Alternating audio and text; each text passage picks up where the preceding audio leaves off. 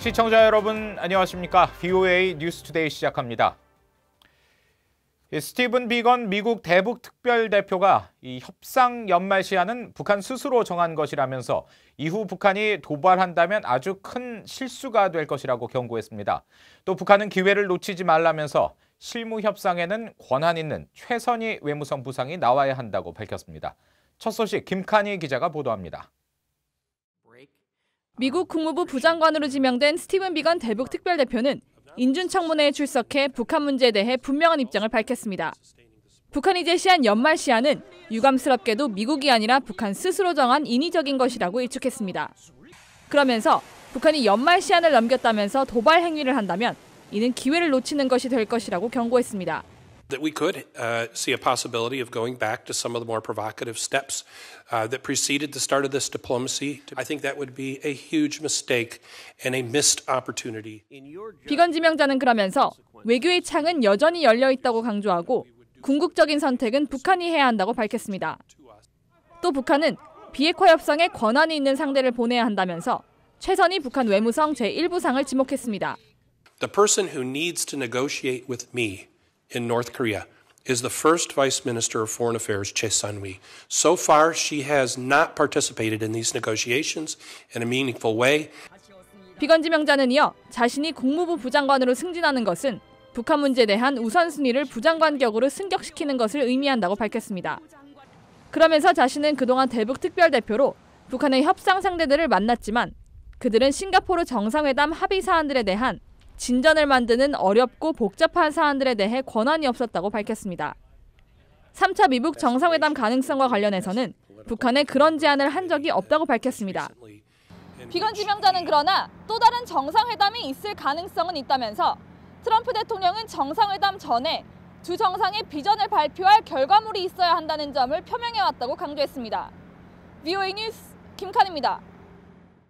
한편 북한 최선희 외무성 제1부상은 19일부터 모스크바를 공식 방문해 제1차 북러 전략 대화를 갖고 국제와 영내 현안, 양자 관계 등을 논의한다고 러시아 측이 밝혔습니다. 이고리 모르글로프 아태 지역 담당 러시아 외무차관은 현지 언론에 최선희 부상의 방러 소식을 전하며 북한 측에 이번에 중국과 함께 발전시킨 한반도 문제 해결을 위한 새 로드맵을 소개할 것이라고 말했습니다. 그러면서 러시아는 북한과 미국 양측에 가능한 한 빨리 대화를 재개하라고 적극적으로 촉구한다며 평화적 대화로만 양국 간 문제가 해소되고 신뢰가 구축될 수 있다고 강조했습니다. 또 북한이 요구하고 있는 제재 완화와 관련해 북미 대화가 진행됨에 따라 유엔 안보리 등을 통해 제재를 점진적으로 처리하는 문제에 대한 논의를 시작할 수 있다고 생각한다고 말했습니다. 한일 군사정보보호협정 지소미아 종료를 앞두고 미국 상원에서는 외교위와 군사위 지도부 전원이 초당적으로 참여한 지소미아 종료 결정 취소 촉구 결의문이 상정됐습니다. 이 하원도 지소미아 종료를 반대하고 있는데 이틀 남은 상황에 어떤 변수가 될지 주목됩니다. 이조은 기자의 보도입니다. 미국 상원 외교위와 군사위 중진 의원들이 한국 정부의 한일 군사정보보호협정 지소미아 종료를 철회하고 연장을 촉구하는 초당적 결의안을 상정했습니다. 20일 VOA가 입수한 결의안은 지소미아의 중요성을 재강조한다면서 한국이 영내 안보 협력을 약화시킬 수 있는 조치들을 어떻게 해결할 수 있을지 검토할 것을 촉구했습니다. 또 일본과 한국의 신뢰 회복과 균열의 근원을 해소하라고 촉구하면서 한일 갈등은 적국들에게 힘을 넣어줄 뿐이라고 강조했습니다. 결의안엔 반 메넨데즈 외교위 민주당 간사와 제임스 이노프 군사위원장, 잭 리드 민주당 간사 등 상원 외교위와 군사위 지도부 전원이 참여했습니다. 제임스 리시 외교위원장은 결의안 발의에 앞서 스티븐 비건 국무부 부장관 지명자 인준청문회 자리에서 한국 정부에 의한 한일 군사정보보호협정 종료 상황을 지적하며 비생산적인 조치라고 비판했습니다. South Korea has taken the counterproductive step of moving to end its participation in a key information sharing agreement with Japan. We have a critical week in that regard this week. This increases the risk to U.S. forces in Korea and damages the U.S.-Korea alliance. 한일 군사정보보호협정 지소미아는 한국 정부가 종료 결정을 철회하지 않으면 오는 23일 0시부터 효력이 상실됩니다. 한국 정부는 앞서 안보상 신뢰할 수 없다는 이유로 수출 규제 조치를 한 일본과 군사 정보를 공유하기 어렵다며 지소미아 종료를 결정했습니다.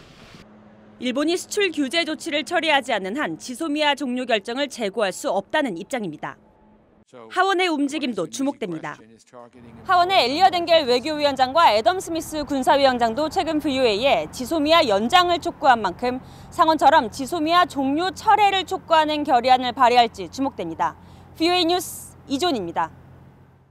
11월 20일은 유엔이 지정한 세계 어린이날입니다. 북한은 어린이들에 대한 권리 보호와 증진이 국가의 최우선 과제라고 말하고 있지만 현실은 그렇지 않습니다.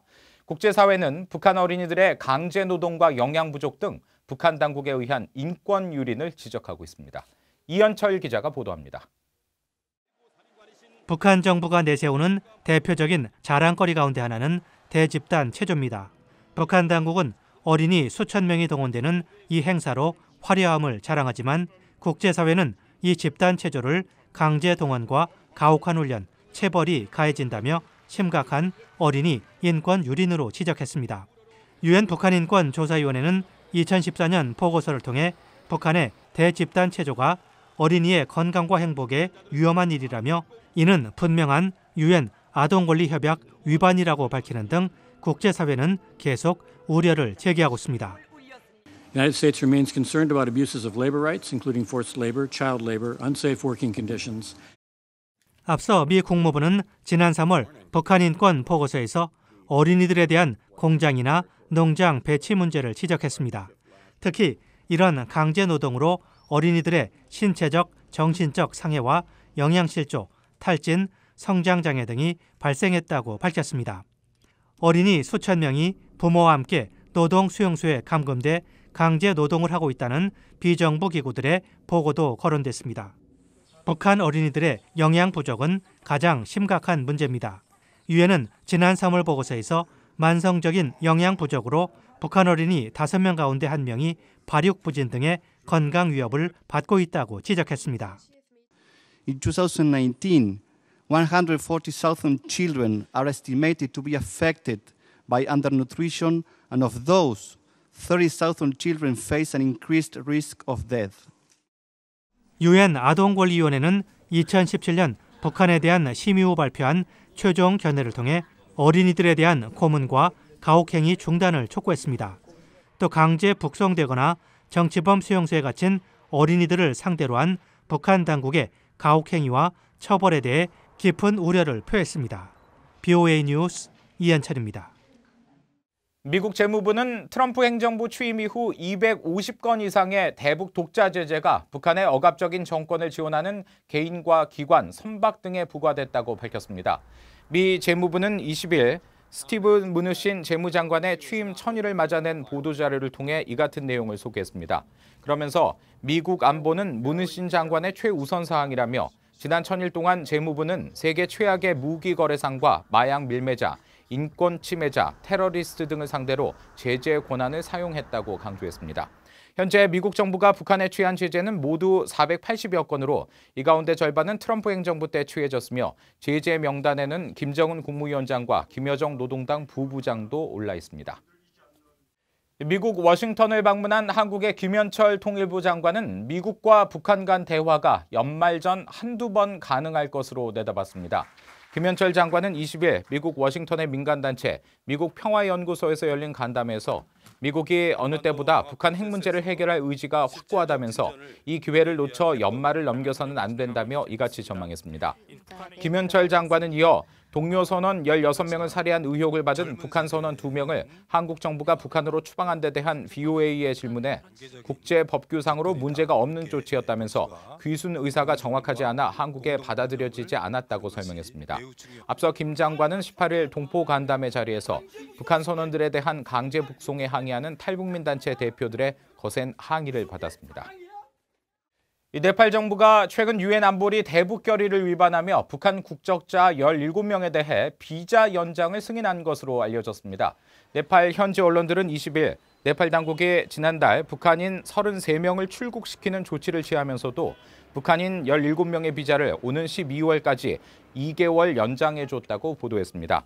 그러면서 이는 북한 국적자들에 대한 신규 노동 허가 발급을 금지한 유엔 안보리 결의 2375호를 위반한 것이며 이에 대해 미 정부 당국자가 네팔 외교부에 유감을 표시했다고 전했습니다. 이상으로 VOA 뉴스투데이 마칩니다. 함께해 주신 여러분 고맙습니다.